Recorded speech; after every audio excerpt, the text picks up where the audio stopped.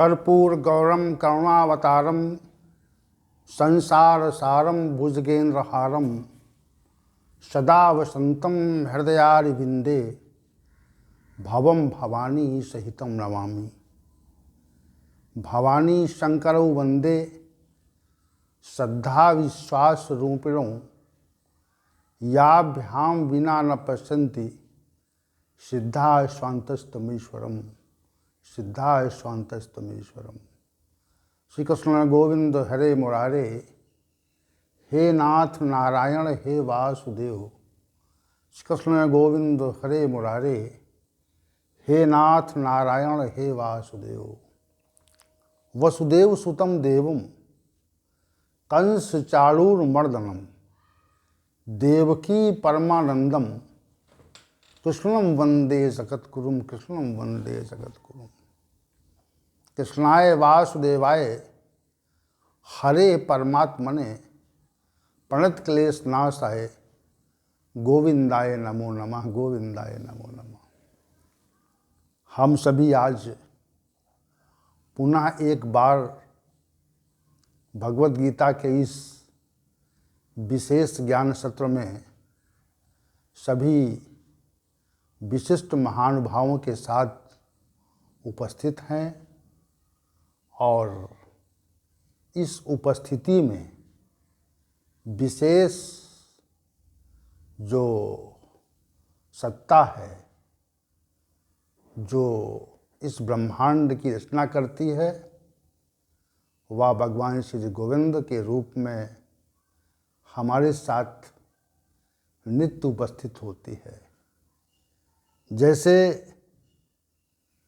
गोपियों के साथ रास में श्री भगवान को आनंद का आभास होता था, लेकिन वास्तविक रूप से जो आनंद है वह गोपियों को प्राप्त होता था।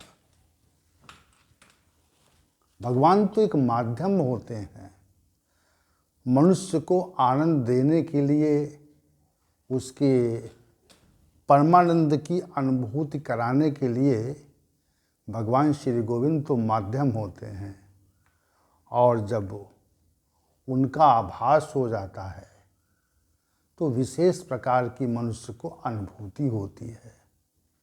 वैसी अनुभूति सर्वत्र नहीं होती, संसार में वैसी अनुभूति नहीं होती। वैसी अनुभूति का तो संसार में अभाव है। केवल मात्र भगवान श्री गोविंद के चरणों में और उनकी चरण शरण में जाकर के ही उस परम आनंद की अनुभूति होती है, ऐसा हमारा विश्वास और मानना है। आइए चलते हैं आज के सत्र के विषय की ओर।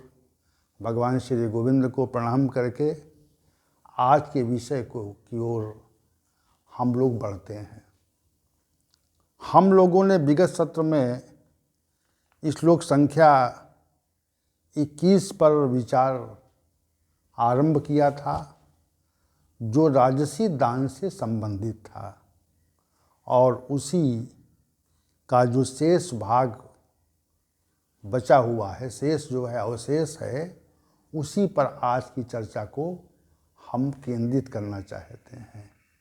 श्री भगवान ने राजसी दान के संबंध में ये कहा, यत्तु प्रत्युपकार्थम फल मुद्दिश्य वा पुनः दीयते चा परिक्लिष्टम तद्दानम राजसम स्मृतम। हे अर्जुन, जो दान क्लेश पूर्वक कष्ट पूर्वक प्रत्युपकार के प्रयोजन से अथवा फल को दृष्टि उद्देश्य में रख करके प्रदान किया जाता है, वह दान राजस कहा जाता है। तो इस श्लोक में 3 तथ्य प्रमुख हैं।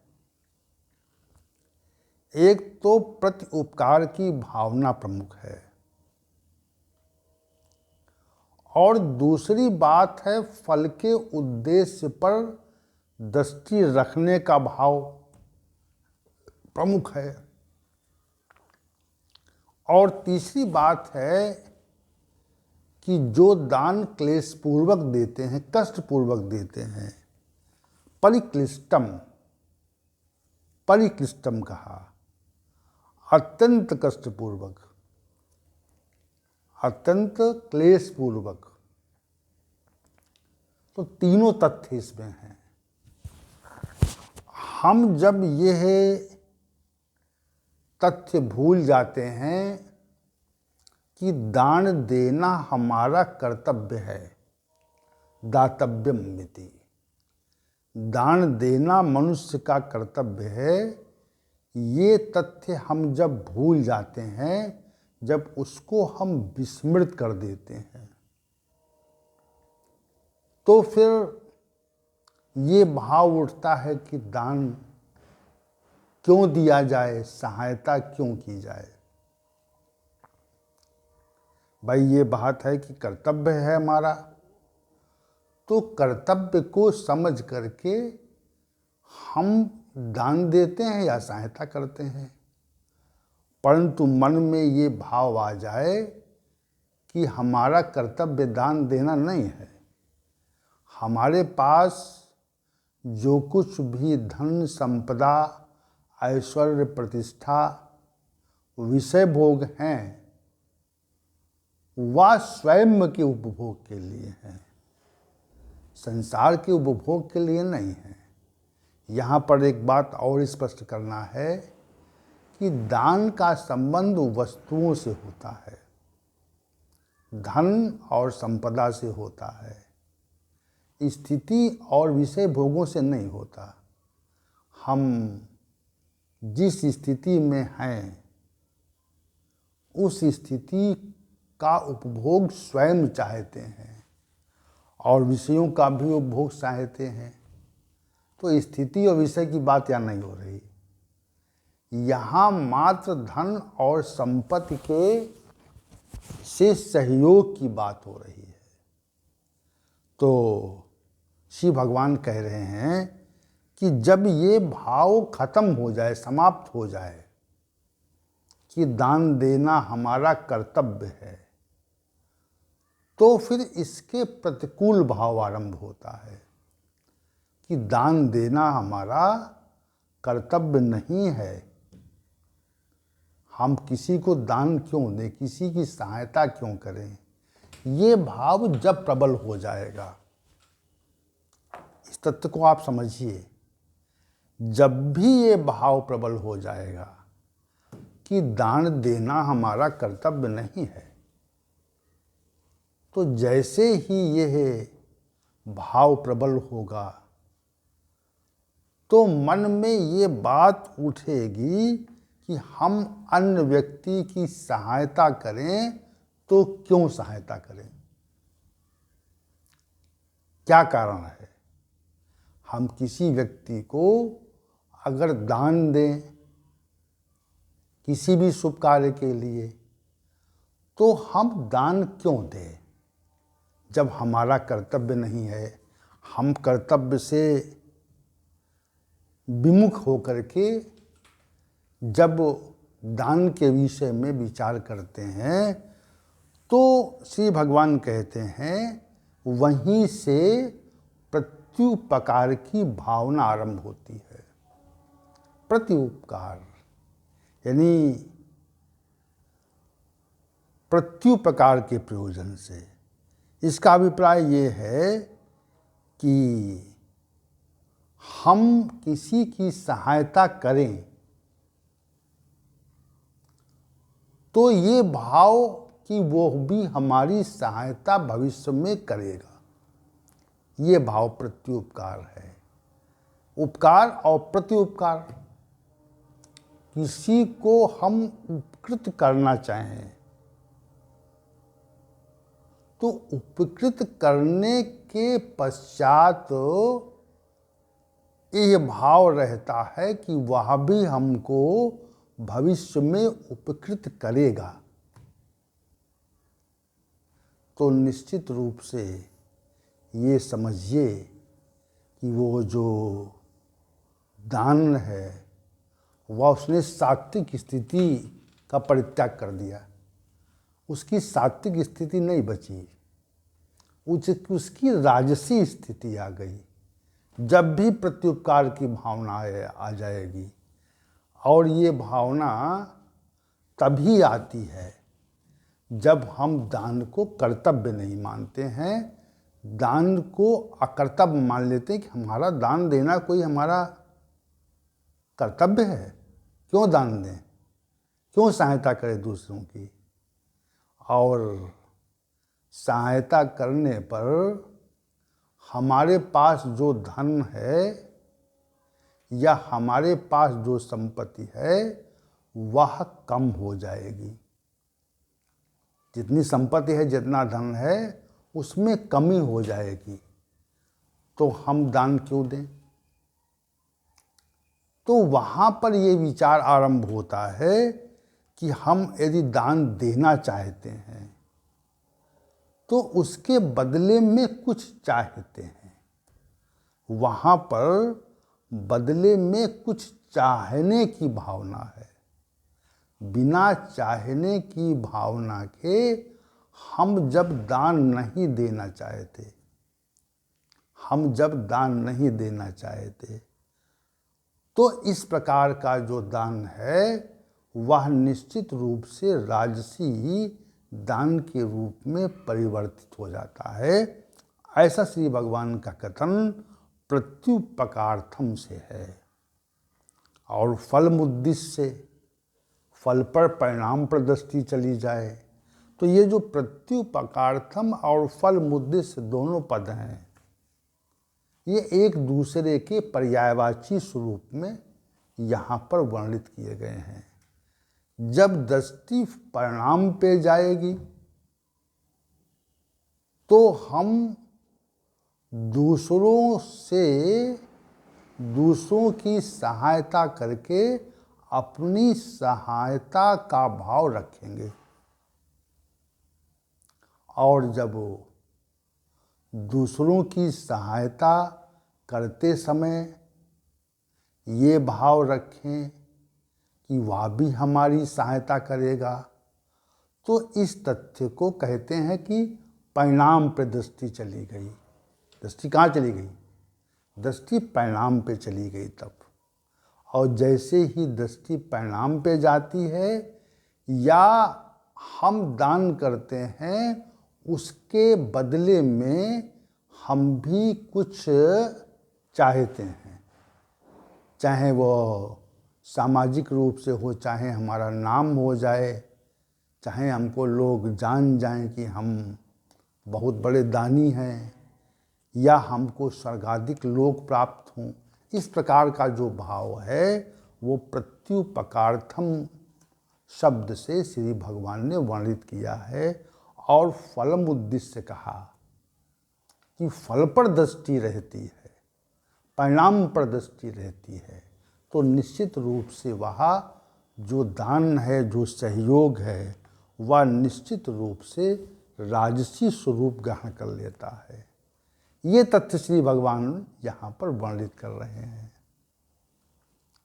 अब जो दूसरी बात है जिस पर इस श्लोक का जो उत्तरार्ध भाग है, वह श्री भगवान ने कहा दीयते चा परिक्लिष्टम तद्दानम राजसम स्मृतम।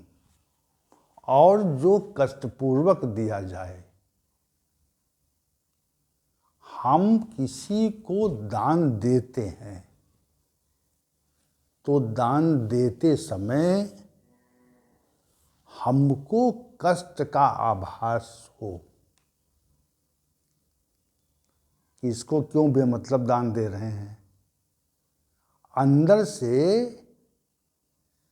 जो सामान्य भाव था वह भाव असामान्य रूप में परिवर्तित हो जाए। जैसे मान लिया किसी के दबाव के कारण या किसी कारण समाज में हमारा अपयश हो रहा है। जैसे हम बहुत बड़े धनपति हैं, धनाढ्य व्यक्ति हैं, और धनाढ्य व्यक्ति से किसी धर्म के कार्य, धर्मार्थ धर्म के कार्य के लिए, यज्ञादिक कार्यों के लिए, शुभ कार्यों के लिए लोग चंदा और सहयोग मांगने आते हैं। अब मान लिया कोई गणमान्य व्यक्ति या व्यक्तियों का समूह धनाढ्य व्यक्ति के पास जाकर के उनसे सहयोग की आकांक्षा करता है। समझिए आप। तो अब उसे ये भय है कि अगर हम सहयोग नहीं करेंगे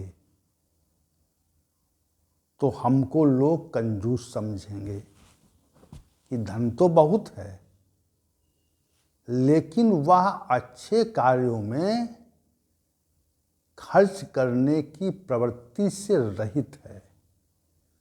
अमुक व्यक्ति धनाढ्य है, बहुत धन है, श्री भगवान की कृपा से उसके यहाँ धन का भंडार है, परंतु वह किसी अन्य व्यक्ति को धन देने की इच्छा नहीं करता, किसी को धन देना नहीं चाहता। ये विशेष बात है कि अब यहाँ पर कुछ व्यक्ति या व्यक्तियों का समूह आकर बैठ गया कि भाई सेठ जी, कुछ धन हमें इस धर्म के कार्य के लिए, यज्ञादिक कर्मों के लिए, गौशाला के लिए, पाठशाला के लिए या किसी कार्यक्रम के लिए दें। अब मन में तो क्लेश है, दुख की स्थिति है कि धन कैसे दिया जाए, क्योंकि धन देने को कर्तव्य नहीं माना जा रहा है। यहाँ पर धन देने को यहाँ पर कर्तव्य नहीं माना जा रहा है। तो अंदर से कष्ट है, अंदर से कष्ट है कि धन हमें धन देना पड़ेगा, अब हमें चंदा या सहयोग करना पड़ेगा। तो इस बात का अंदर से कष्ट है, लेकिन चूंकि सामाजिक मर्यादा है, समाज में हमारी प्रतिष्ठा का ह्रास होगा, इसलिए हमारी प्रतिष्ठा का ह्रास न हो तो हम कष्टपूर्वक कुछ धन का सहयोग या दान करते हैं। तो अंदर कष्ट है। तो इसी को श्री भगवान ने कहा परिक्लिष्टम, दियते चा परिक्लिष्टम। आप कष्ट हो रहा है यहाँ पे, दिया तो उसने सामाजिक प्रतिष्ठा को बचाने के लिए कुछ धन दिया। अब दूसरी बात यहाँ पे एक और है कि उसके पास बहुत धन है, ये तथ्य लोग जानते हैं, ये तथ्य लोग जानते हैं, और जान करके इस आशा से आए हैं कि बहुत वृहद मात्रा में इस धर्मार्थ कार्य के लिए अमुक धनाढ्य व्यक्ति धन उपलब्ध कराएगा। तो जितनी अपेक्षा थी, जितना विचार किया गया था, उतना धन उसने नहीं दिया, स्वेच्छा से नहीं दिया।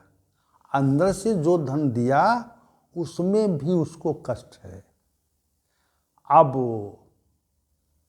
थोड़ा सा धन दिया तो जो लोग सहयोग मांगने आए थे उन लोगों ने ये कहा कि जो आपने धन दिया है वह आपकी स्थिति के अनुकूल नहीं है, आपके पास तो बहुत वृहद मात्रा में धन है। हम लोग अमुक शुभ कार्य के लिए अधिक मात्रा में धन की अपेक्षा लेकर के आपके पास आए और आपने बहुत कम मात्रा में धन दिया। इसका अभिप्राय ये है कि अब उसका विचार बदला, अब उसे अपनी प्रतिष्ठा गिरती प्रतीत हुई। तो पहला जो धन दिया था वह भी क्लेश पूर्वक दिया था, और जो और अधिक देना पड़ रहा है उसको अपनी प्रतिष्ठा बचाने के लिए, तो उसमें उसको विशेष क्लेश होता है, विशेष कष्ट होता है। मन में ये भाव आता है कि ये जो हम धन दे रहे हैं ये तो बेकार जा रहा है, इसका ये जो हमने धन दिया है इसका कोई अभिप्राय नहीं है। अब क्लेश बढ़ गया, धन की मात्रा बढ़ाई गई। तो पहले तो कम धन के दान में ही क्लेश था, और अब प्रतिष्ठा बचाने के लिए उसने दान की मात्रा बढ़ा दी। अब जो दान की मात्रा बढ़ाई गई तो उससे भी जो दान मांगने आए थे वो संतुष्ट नहीं हुए। कहने लगे, सेठ जी ये तो धन अब भी कम है, और दीजिए। तो जैसे जैसे अपनी प्रतिष्ठा बचाने के लिए वो धनाढ्य व्यक्ति धन की मात्रा को बढ़ाता है, वैसे वैसे उसका क्लेश बढ़ता है, कष्ट होता है उसको आंतरिक रूप से कि धन तो बेकार जा रहा है, इसका क्या अभिप्राय है। क्योंकि उसकी दृष्टि परिणाम पर है और इससे कोई उपकार मिलेगा इस पर उसकी दृष्टि अभी नहीं है। अब उसने क्लेश पूर्वक जो धन दिया तो ऐसा दान राजसी दान की श्रेणी में आ गया। पहली बात, अब क्लेश पूर्वक तो दे दिया, अब क्लेश पूर्वक देने के बाद में वो ये विचार कर रहा है कि हमने बहुत बृहद मात्रा में जो धन दिया है उससे हमको और अधिक अपने व्यवसाय में लाभ होगा और मृत्यु के पश्चात हमको स्वर्ग मिलेगा। ये भाव और प्रबल हुआ। तो यहाँ पर जो प्रत्युपकार की भावना थी, प्रत्युपकार की भावना में यहाँ पर वृद्धि हो गई और फिर दृष्टि फल पे परिणाम पे चली गई। तो क्लेश, यहाँ पे क्लेश पूर्वक भी दंड दिया गया और जो विचार था वह प्रत्युपकार का विचार उत्पन्न हो गया और दृष्टि में परिणाम का भाव आ गया। तीनों भाव आ गए, क्लेश पूर्वक दान दिया गया, प्रत्युपकार का भी भाव आ गया और फल को उद्देश्य में रख करके दान दिया गया। ये बात श्री भगवान यहाँ पर कह रहे हैं। एक हमने छोटा सा उदाहरण दिया, आपको प्रस्तुत किया। तो जब जब क्लेश हो, किसी की सहायता करते समय जब जब क्लेश हो, जब जब कष्ट हो और जब जब प्रत्युपकार की भावना, यानी हम जो दे रहे हैं उसका उसकी हमको वापसी होगी। हम थोड़ा दान देते हैं, सहयोग करते हैं और बहुत अधिक सहयोग की अपेक्षा करते हैं, तो उस दान को राजसी दान कहा जाता है। ये श्री भगवान का यहाँ पर कथन है। फलमुद्दिश्य यत्यु प्रत्युपकार्थम फलमुद्दिश्य वा पुनः दीयते चा परिक्लिष्टम तद्दानम राजसम स्मृतम। हे अर्जुन, जो दान क्लेश पूर्वक दिया जाता है। अब सामान्य रूप से विचार करें आप, एक उदाहरण दे करके हमने इस श्लोक को समझाने का प्रयास किया। अब सामान्य रूप से हम बात करते हैं, सामान्य रूप से कितने ऐसे व्यक्ति हैं जिनको दान देते समय कष्ट नहीं होता, दान देते समय कष्ट नहीं होता, मन में अंतर से ये भाव प्रकट हो जाए कि हमें दान देना है। किसी सहयोग की जब अपेक्षा की जाती है कुछ व्यक्तियों से, तो उस सहयोग की अपेक्षा में जिन व्यक्तियों से सहयोग अपेक्षित होता है उनको थोड़ा कष्ट होता है कि इसमें हमें सहयोग करना पड़ रहा है, हमसे क्या मतलब है, क्या लेना देना है। तो ये भाव जब आ जाता है मनुष्य के अंदर, जब जब आ जाता है, सहयोग करें तो उसको कर्तव्य मानकर करें और ऐसे व्यक्ति को सहयोग करें जो सहयोग का वास्तविक पात्र है। बिना पात्र के सहयोग करने पर हमारे दान का उचित परिणाम हमको नहीं मिलता, ये विशेष बात है। और हमारा जो सहयोग है वह राजसी स्वरूप में परिवर्तित हो जाता है। यहाँ पर एक तथ्य और है, राजसी दान राजसी स्वभाव के लोग करते हैं, जिनमें रजोगुण की वृद्धि हो जाती है, वह वस्तुओं को समेटना चाहते हैं, धन को समेटना चाहते हैं और संपदा को समेटना चाहते हैं।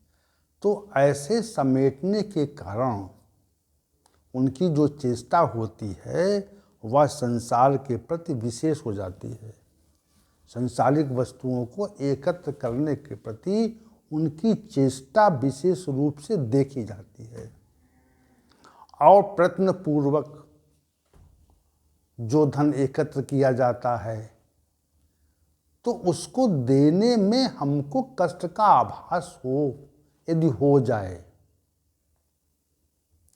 परमात्मा की व्यवस्था में तो हमको धन मिला हुआ है, हमारे श्रम ने उसको उपार्जित किया हुआ है, लेकिन हमारा जो कर्तव्य है, कर्तव्य क्या है, हमारा जो कर्तव्य है वह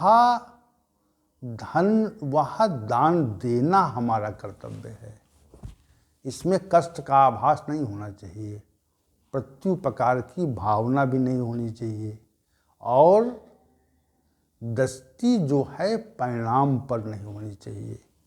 यदि हो गई, जब हो गई, जिस स्थिति में हो, जैसे हम मंदिर में जाते हैं, आश्रम में जाते हैं, तो वहाँ पर भी हम दान करते हैं। तो दान करते समय हमें दान करना है, ये हमारा कर्तव्य है, ये हमारा धर्म है। ये बात जब जब आपके विचार में आएगी तो वो दान सात्विक हो जाएगा। और जैसे ये विचार आया कि हम दान क्यों दें, तो फिर वो दान जो है वह राजसी स्वरूप में स्वतः परिवर्तित हो जाएगा। ऐसा इस श्लोक का श्री भगवान के द्वारा प्रस्तुत किए गए इस श्लोक का पूर्ण भाव है। तो राजसी दान के संबंध में श्री भगवान ने श्लोक संख्या 21 में वर्णन किया। अब श्लोक संख्या 22 में तामसी दान के स्वरूप को श्री भगवान विस्तार पूर्वक बताते हैं और कहते हैं, आदेश काले यत दानम अपात्रेभ्यः च दीयते असत्कृतम अवज्ञातम तत्तामसम उदाहितम। हे अर्जुन, जो दान सत्कार के अभाव में अथवा तिरस्कार सहित अयोग्य देश और काल में पात्र न होने वाले व्यक्ति को दिया जाता है, वह दान तामसी दान कहलाता है। इस प्रकार श्री भगवान ने तामसी दान की जो व्याख्या की है, श्लोक संख्या 22 में विशेष रूप से की है।